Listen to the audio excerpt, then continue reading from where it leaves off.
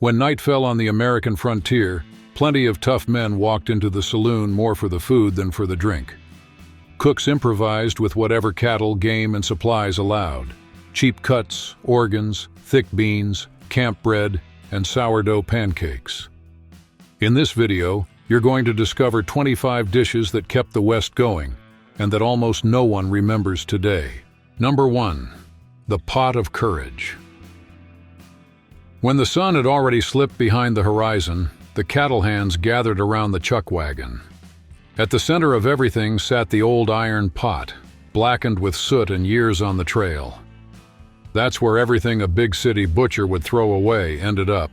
Heart, liver, kidneys, pieces of clean tripe, marrow, brain. In went potatoes, onions, garlic, and whatever they could pull from the dry brush. Nothing could go to waste, because wasted food meant wasted money. While the stew bubbled, the talk flowed. One man remembered the Civil War, another told about the time he crossed the Rio Grande at flood stage, and another spoke about the family he might never see again. Every spoonful felt heavy, but it filled their stomachs and quieted the fear of going hungry the next day. For those men, sitting around the fire and facing that mix wasn't some fancy menu. It was proof they could still handle the hard life on the trail. Whoever scraped the bottom of the bowl showed, without bragging, that he still had the strength for one more day in the saddle. Number 2. Before gas stations with 24-hour coffee existed, the ones crossing the plains were cowhands on horseback with a jar of sourdough starter tied to the saddle. That stuff was the crew's meal insurance. Every day the cook fed the mixture with water and flour, stirred it calmly, and at the right moment poured it ladle by ladle onto a hot griddle greased with lard. Off came heavy discs with a firm crust and a damp center that filled a man up and kept him going for hours of riding, rain, or dust. The slightly tangy taste showed how long that dough had been on the trail, sometimes saved for months. Sugar rarely entered the picture. The luxury, when it showed up, was a drizzle of molasses, a bit of meat drippings, or canned fruit brought in by the trains. Eating one of those pancakes at daybreak, with the crackle of the fire and the jingle of spurs nearby, was a reminder that life on the frontier depended on something simple, solid, and reliable, like that old bubbling jar by the campfire. Number 3. A full belly at the saloon counter. In the late 19th century, in many frontier towns, the most reliable meal didn't come from any fancy menu. It came from a pot of beans simmering in a corner of the saloon. The owner kept the kettle on the fire all day, fed with chunks of heavily salted bacon that could survive weeks on long cattle trail trips. The fat dripping off the meat became seasoning, thickening the broth until it was almost a paste, strong enough to keep a man in the saddle for hours. When business was good, whatever came in on the latest supply wagon got tossed into the mix. A little molasses, dried onion, sometimes even pepper. A customer would lean against the counter, trade a few coins for a full bowl, and get a piece of sourdough bread or a square of cornbread on the side. After that came a shot of cheap whiskey and the feeling of being ready for one more hard day in the dust. Number 4. Embers in a can. Back in the days of the big cattle drives, chuck wagon coffee was almost as important as a good horse. Before the sun even showed, the cook would hang an old can over a low fire. When the water started to bubble, he'd dump in a pile of coffee grounds. No measuring, no fuss. It turned out strong, dark, and with a smell that cut across the plains and pulled tired cowboys to their feet like a call to duty. The men sometimes called it six-shot coffee. Strong enough to handle cold mornings, a hard saddle, and a long day. To make the ground sink, they tried anything: eggshells, a pinch of salt, a bit of mashed leftover beans. In many camps, coffee was the first and last thing of the day. They drank it before breakfast, after card games, and when there was any to spare, they mixed in a splash of whiskey, saying it made the trail to the next ranch feel a little less heavy. Number 5. Crunchy courage on the plains. In Colorado, Wyoming, and Texas, Long before they became a tourist curiosity, prairie oysters were just part of ranch work. They were bull testicles, taken during spring castration, when the crew spent the whole day in the corral, covered in dust and the smell of cattle. Nobody thought of it as an exotic dish. It was full use of the animal by people who understood the value of every pound of meat. After the job was done, the crew headed to the town bar. Behind the counter, someone would clean them, slice them into strips, dredge them in seasoned flour, and drop them into hot fat. The sound of frying grabbed attention, and soon the teasing started. "Well, you gonna try it or not?" For many old hands, saying yes felt like a test of character, just like keeping a steady grip on the reins or surviving a mountain winter. Served with spicy sauce and paired with beer or good bourbon, prairie oysters became a frontier badge of courage, a reminder of a time when living out there meant hard work, few luxuries, and deep respect for the cattle and the land. Even today, at rodeos and gatherings of old ranch hands, the snack shows up as an inside joke among lifelong friends and a memory of a West that never let a single piece of food go to waste. Number 6. Flavor Hunt. Rabbit Stew. Back on the long cattle trails, there were days when beef was too valuable to turn into lunch. That's when the men took aim at the rabbits running across the fields. One clean shot, a quick skinning, the meat trimmed and cut into small pieces to make it stretch. At the chuck wagon, the cook tossed everything into the pot with lard saved in tins, potatoes, onions, and barrel carrots, sometimes a bit of bacon for extra punch. Along the trail, more things got thrown in.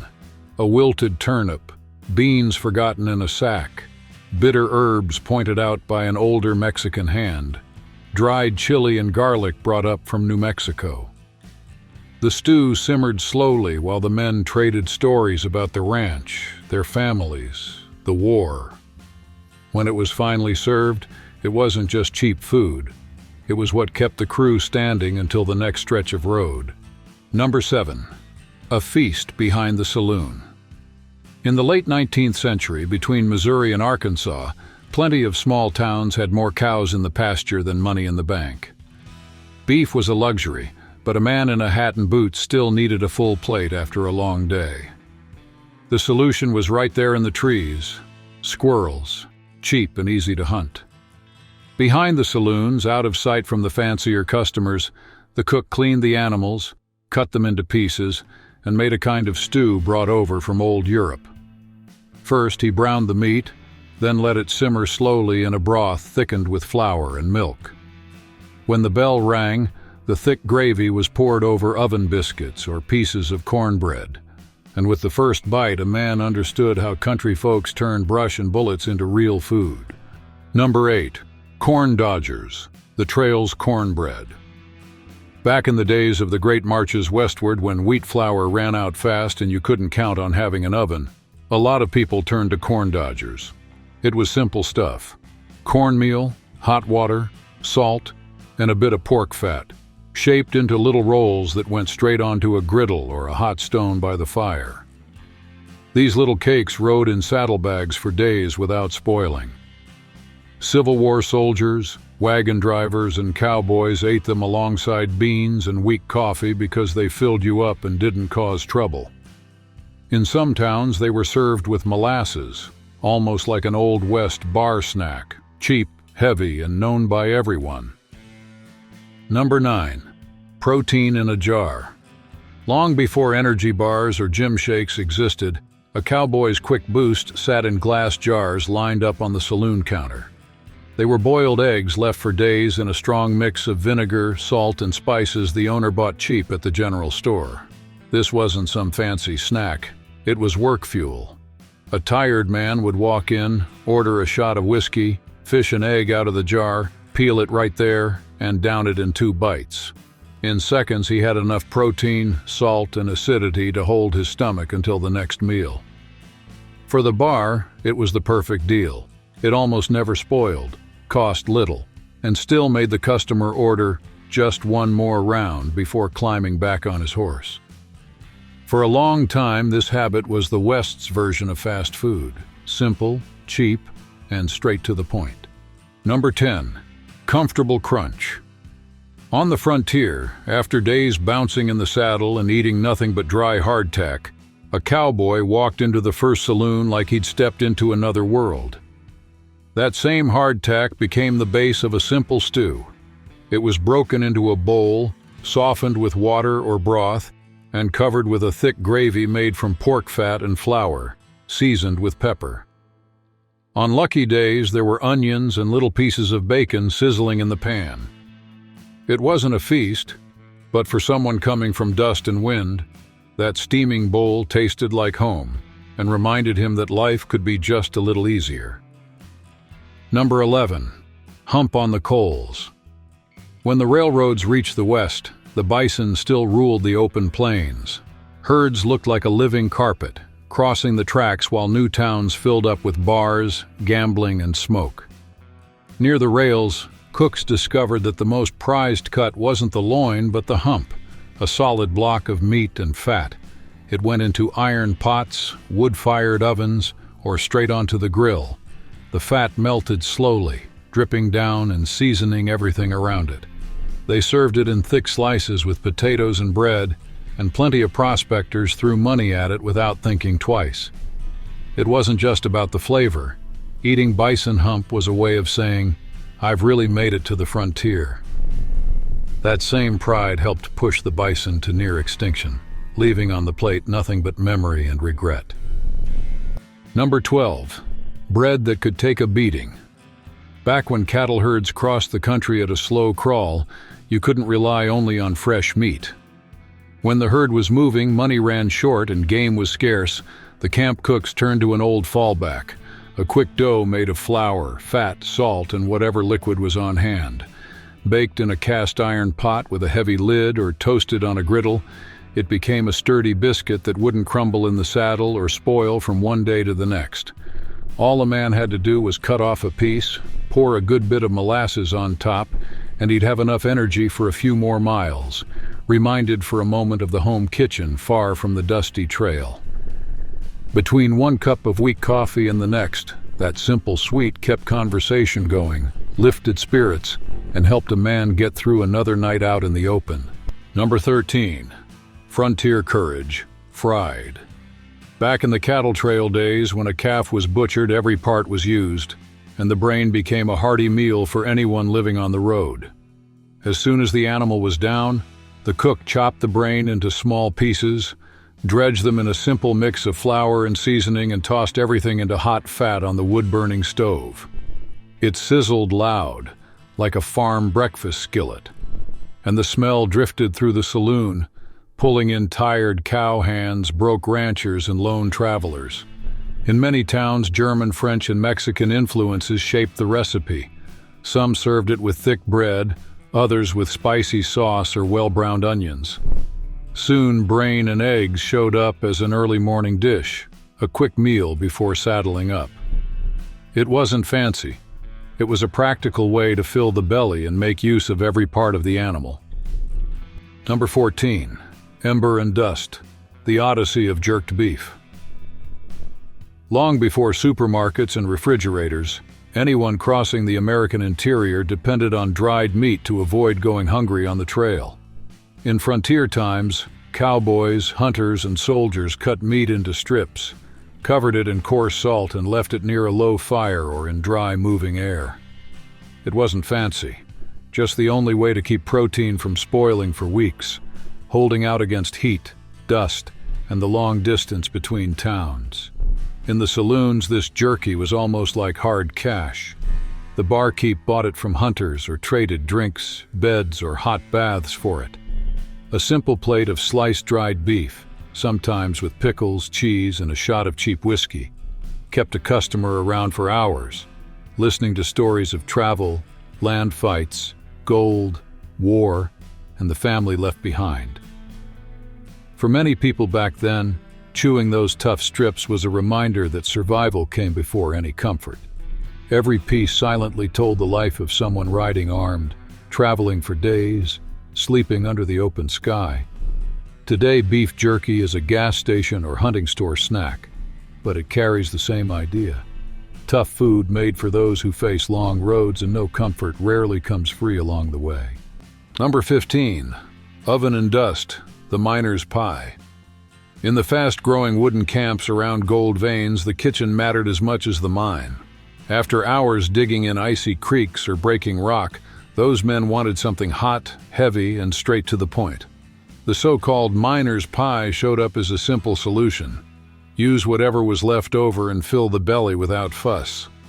Tough beef, lean rabbit, old chicken, potatoes, carrots, and anything else on hand went into the same pot, cooked slowly until it turned into a thick gravy. When there was flour and fat, it became crust on the bottom and top. When there wasn't, they just slapped on a layer of biscuit dough or stale bread and called it good.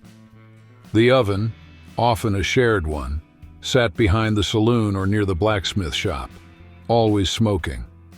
Out of it came pies that got men through the night shift, served with reheated coffee, yesterday's beans, or a shot of cheap whiskey.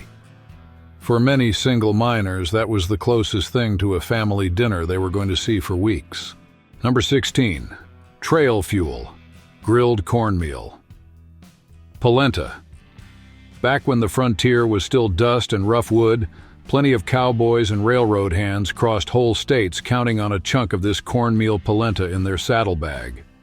Long before grits became a southern staple, corn was already feeding the crew this way. Cornmeal cooked slowly in water or milk, stirred non-stop until it got heavy, almost too firm for a spoon. The mixture was poured into rectangular tins, left to cool by the stove overnight, and by sunrise it had turned into blocks ready for the day. At camp or behind the saloon, the cook sliced it into thick strips and slapped them onto a hot griddle until they formed a crunchy crust outside and stayed soft inside. Some folks added a drizzle of molasses, but the tougher crowd liked it in beef grease, seasoned with nothing but salt and pepper. Cheap, sturdy, and filling, it held up well on the trail and fed men who knew they still had miles of dust ahead. It was the kind of simple food that barely shows up in books, but it kept a lot of history standing without anyone noticing. Number 17. Hunt and comfort, turkey and dumplings. At the end of the 19th century, when beef got expensive and the big herds disappeared from the stagecoach routes, many saloons tucked among the pines started living off whatever the woods offered. That choice gave rise to wild turkey with dumplings, a simple dish that brought the tired cowboy, the dusty miner, and the card player, who wouldn't look up from his hand, to the same counter. The bird was taken at daybreak, cleaned in a hurry, and sent to a heavy pot to cook slowly until the meat fell off the bone. After being shredded, it went back into a thick broth with onion, garlic, pepper, and dried herbs carried in a saddlebag. On top, spoonfuls of flour dough were dropped in, swelling and trapping the steam. When the dish hit the table, talk shifted away from bets for a moment. A lot of folks swore they could taste a bit of a family sundae they'd left behind. Number 18. Golden apple slices. Back in the days of the wagon trains heading west, fresh apples were a big city luxury. What made the trip were dried slices, packed tight in sacks that shook for weeks in wagons and trains. When the load finally reached those dusty little towns, the cook soaked the slices until they swelled up again and released the smell of an orchard. Then came thick sugar water, cinnamon, and a few pinches of nutmeg, turning it all into a heavy filling cooked in a cast-iron pot over a wood stove. The crust was made with flour and pork lard, rolled firm so it wouldn't fall apart in the saloon oven or the camp furnace. Served hot in a wide slice, it eased homesickness and filled a cowboy's belly better than many full meals. At night, a portion cost only a few coins, but plenty of men chose it over another whiskey, because every bite brought back a memory of home. Number 19. Trailbred Johnny Cakes. On dirt roads and in the simple kitchens of the colonies, Johnny Cakes were the everyday lifesaver. They traveled in wagons, showed up in taverns, and followed soldiers and hunters alike. They came from native cooking, Coarse ground cornmeal, hot water, a bit of salt, and when available, a splash of pork fat. Mix it, shape it by eye, and drop it on a hot griddle or heated stone. For people doing hard labor, this wasn't anything new. It was a work tool. They lasted for days without molding, handled dust, rain, and being shoved around in a sack. On the plate, they backed up beans, meat with gravy, or sorghum syrup, acting as fork and knife when nothing better was around. Each batch could be made quickly, anywhere you had fire and a hot surface. Many of the people who cut trails into the country lived on these for years, never guessing they'd one day be remembered as a symbol of a tough but determined life on the American frontier. Number 20. A noble cut of the Old West. Back in the days of rail lines and stagecoaches, beef tongue was treated as serious business in the saloons. It wasn't for just anyone. It was the kind of cut the owners saved for the good customers, the regulars who always came back and paid on time. First, the tongue cooked slowly for a long time in a deep pot with onion, garlic, and the cheap store-bought spices everyone used. Then, once cleaned, it hit a very hot griddle, got some color, and released a browned fond that turned into a thick sauce strengthened with flour. It arrived at the table with potatoes, cornbread, or apples fried in bacon grease. It wasn't a fancy meal. It was tired man food, filled the belly, held you through the whole night, and reminded a fellow why it was worth facing another day of dust. And whoever got the last slice knew there was no discussion. That piece was a trophy, the kind no one left on the plate. Number 21. Bowl of Fire Trail Chili. Long before stocked markets and gas stoves, saddlemen crossed the West relying on a simple but bold stew: beans, cubed meat, and dried chili. It was trail food, cooked in a heavy pot near camp, with the wind carrying the smell through the tents and over the horses. The cook picked through the beans the night before, soaked them, trimmed fat, and used every part of the steer. Waste had no place in a caravan. Before dawn, when you could still see stars, the meat was already sizzling at the bottom of the dark pot. In went the softened beans, the meat's own broth, and chilies each cowboy kept wrapped in cloth in his pocket. Some swore the secret was a splash of strong coffee to darken everything. Others added wild onion, cumin, sometimes even a quick shot of whiskey hidden from the boss. At day's end, that hot bowl wasn't just food.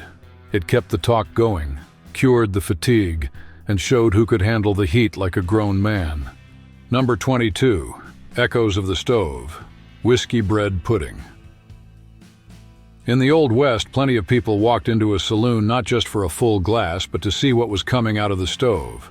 Hard bread, leftover cake, yesterday's cornbread. Nothing went to waste.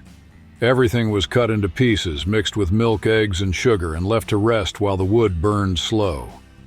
In the oven, it all took shape, firm around the edges, soft in the center. On top came a hot sauce of butter, sugar, and a good splash of whiskey, sometimes with raisins or apple. This habit of saving bread came from Europe, but on the American frontier it took root. Food for practical folks who couldn't afford to waste anything after days of dust and hard work. For a saddle-weary man, it was more than dessert. It reminded him of a home kitchen, a far-off family, and a time when life felt a little less harsh. Number 23. Crispy Creek Trout. In the American West, when trail dust stuck to a man's beard and boots, plenty of folks tied up their horse near the creek and followed the smell coming from the skillet. In simple saloons, the cook grabbed a still flopping trout from a bucket, dipped it quickly in a mix of cornmeal, coarse salt, and pepper, and dropped it straight into hot grease. In minutes, the skin turned into a firm crust, making that sharp crackle that made any man snap his head around.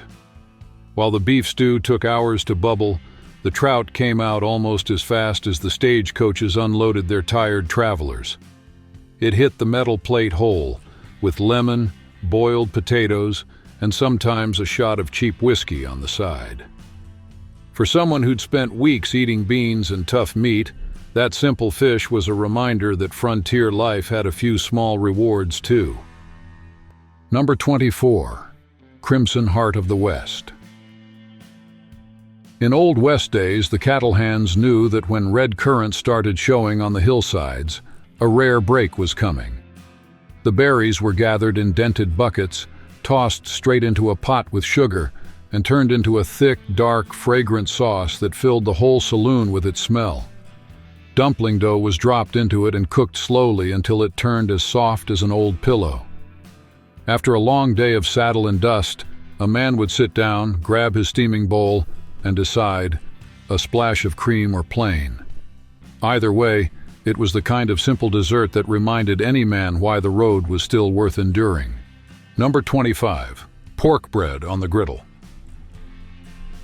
Back in the 19th century, in the mid-Atlantic region, German-descended farmers in Pennsylvania lived by a clear rule: you use every part of the pig. After the animal was butchered, the organs, meat scraps, and fat went into a pot with water, ground corn, and a bit of seasoning. The mixture turned into a thick mush, poured into molds to firm up overnight. Early in the morning, while the hog still cooled out in the field, someone sliced that block and dropped it onto the griddle. The outside crisped up nicely, the center stayed firm and heavy, enough to carry a man straight to noon. In many eastern towns, men heading to the fields or the railroad ordered scrapple with eggs, molasses, or mustard. Simple on the plate, it became a symbol of survival. When money is tight and the cold bites hard, what once looked like scraps is exactly what keeps a man on his feet.